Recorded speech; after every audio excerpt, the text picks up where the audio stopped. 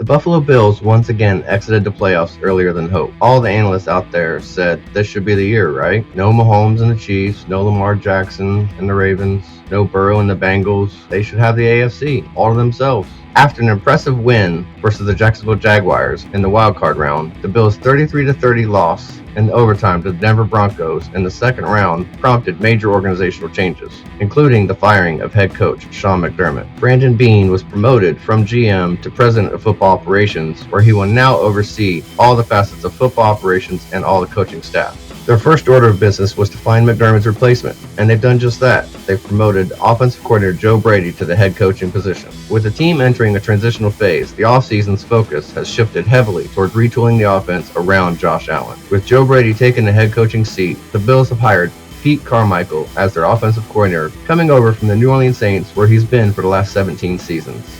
They continue to look for their defensive coordinator.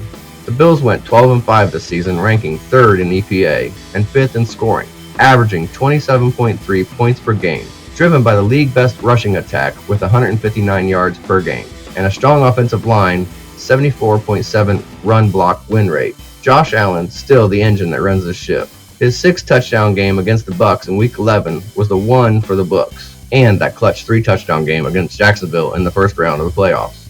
Josh Allen finished 11th amongst quarterbacks with 3,668 yards, his lowest since 2019.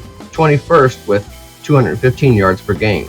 He had a 69.3 completion percentage, 25 passing touchdowns, also his lowest since 2019. He had 579 rushing yards with 14 touchdowns. He averaged 22.2 fantasy points per game. Josh Allen is a key piece of the Buffalo Bills offense.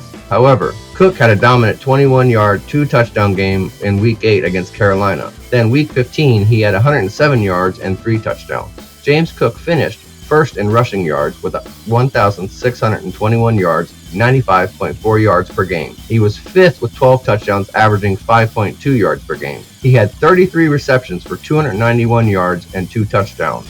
He averaged 18 fantasy points per game. His one downfall this year was 6 fumbles, which did lead the league for running backs. Now let's talk about the wide receivers. Khalil Shakir is emerging, but the team lacks a true wide receiver 1, as they have in the past like Amari Cooper or Stephon Diggs. Shakir ended the season 33rd overall with 72 receptions, 719 yards, and 4 touchdowns. Brandon Cooks finished strong with the Bills, coming over ahead of Week 13 from the New Orleans Saints. We don't know what will happen with Keon Coleman, who only played 13 games.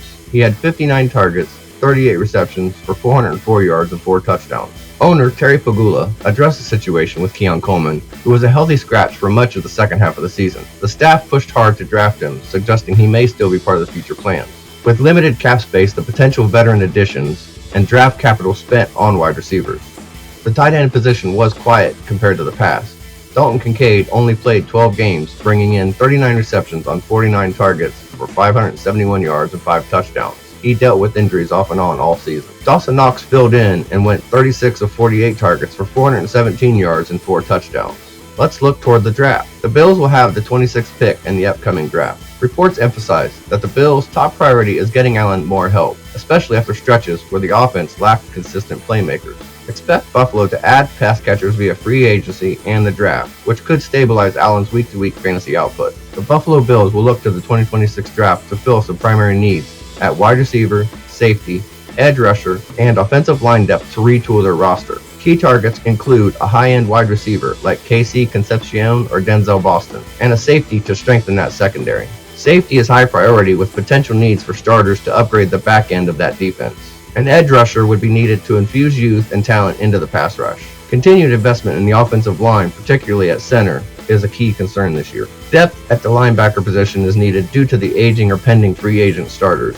The team may face tight salary cap limitations, making the draft crucial for finding cheap, high-impact talent to replace potential cuts like Curtis Samuel or Dawson Knox. Let's look at their defense.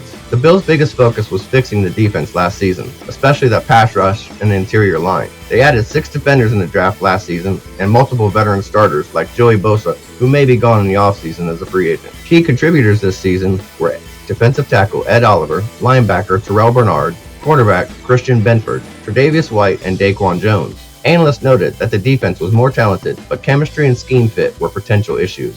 As of 2025-2026 NFL season, the Buffalo Bills possess a top 10 total defense, ranking 7th in yards per game at 293.1, while they led the league in pass defense at 156.9 yards per game. They struggled against the run, ranking 28th, giving up 136.2 rushing yards per game. The team ranked 4th in total yards in the postseason. They were number 1 with a plus 13 margin in turnover differential. Offensive consistency concerns with the offense persisted from 2024 into 2025. Josh Allen and James Cook continued to carry the offense with limited elite weapons.